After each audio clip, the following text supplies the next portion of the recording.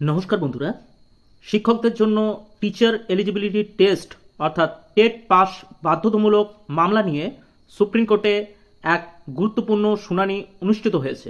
ত্রিপুরার শিক্ষকদের টেট মামলায় সুপ্রিম কোর্টের পর্যবেক্ষণ এবং পরবর্তী পদক্ষেপগুলি নিয়ে আমরা এই ভিডিওতে বিস্তারিত আলোচনা করব।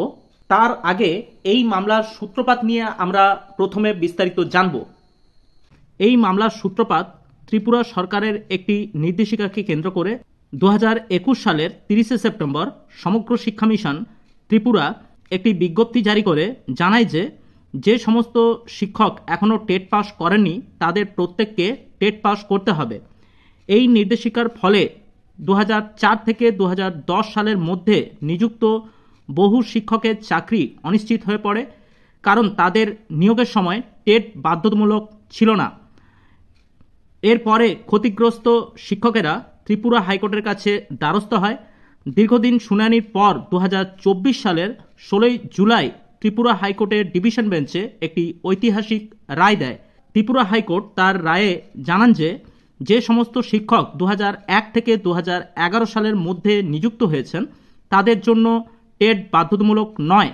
আদালত তার পর্যবেক্ষণে জানায় যে 2001 সালের এনসিটিই অর্থাৎ national council for teacher education রেগুলেশনে টেটের কোনো উল্লেখ ছিল না। 2010 সালের পর থেকে আরটিআই অর্থাৎ রাইট টু এডুকেশন আইন কার্যকর হবার পর টেট বাধ্যতামূলক করা হয়। হাইকোর্ট আরও জানায় যে সমস্ত শিক্ষক দীর্ঘদিন ধরে চাকরি করছেন তাদের ক্ষেত্রে এই নতুন নিয়ম কার্যকর করা যুক্তিসঙ্গত নয়। আদালত রাজ্য সরকারকে নির্দেশ দেয় এই সমস্ত শিক্ষকদের চাকরি সুনিশ্চিত করতে এবং তাদের সমস্ত বকেয়া সুযোগ সুবিধা প্রদান করতে। ত্রিপুরা হাইকোর্টের এই রায়কে চ্যালেঞ্জ জানিয়ে রাজ্য সরকার সুপ্রিম কোর্টের কাছে একটি স্পেশাল লিভ পিটিশন অর্থাৎ এসএলপি দায়ের করে। এই মামলাটি মূলত ত্রিপুরার শিক্ষকদের টেট বাধ্যতামূলক করার বিষয় নিয়ে। মামলাটি স্টেট অফ ত্রিপুরা বনাম সজল দেব নামে পরিচিত। আজ অর্থাৎ 13 অক্টোবর 2025 তারিখে সুপ্রিম কোর্টের বিচারপতি দীপঙ্কর দত্তের বেঞ্চে এই মামলাটির শুনানি হয়। মামলার প্রধান বিষয় হল শিক্ষকদের জন্য টেট পাস করা বাধ্যতামূলক কিনা তা খতিয়ে দেখা। ত্রিপুরা সরকার 2011 সালে একটি নোটিফিকেশনের মাধ্যমে জানায় যে সমস্ত শিক্ষকদের টেট পাস করতে হবে। বিচারপতি জানিয়েছেন যে এই মামলার চূড়ান্ত রায় নির্ভর করছে বিভিন্ন রাজ্য থেকে দাখিল করা রিভিউ পিটিশনগুলির উপর।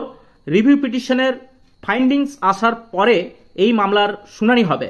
1 সেপ্টেম্বর 2025 তারিখে একটি জাজমেন্ট অনুযায়ী সমস্ত শিক্ষকদের 31 আগস্ট 2027 মধ্যে টেট পাস করতে হবে। এই মামলার পরবর্তী শুনানির দিন ধার্য করা হয়েছে 19 নভেম্বর 2025 সালে। আপনারা অবশ্যই আমাদের চ্যানেলটি সাবস্ক্রাইব করে রাখবেন।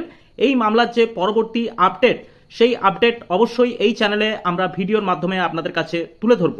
সমস্ত পক্ষকে আগামী 2 সপ্তাহের মধ্যে তাদের বক্তব্য এফিডেভিট আকারে জমা দেওয়ার নির্দেশ দেওয়া হয়েছে।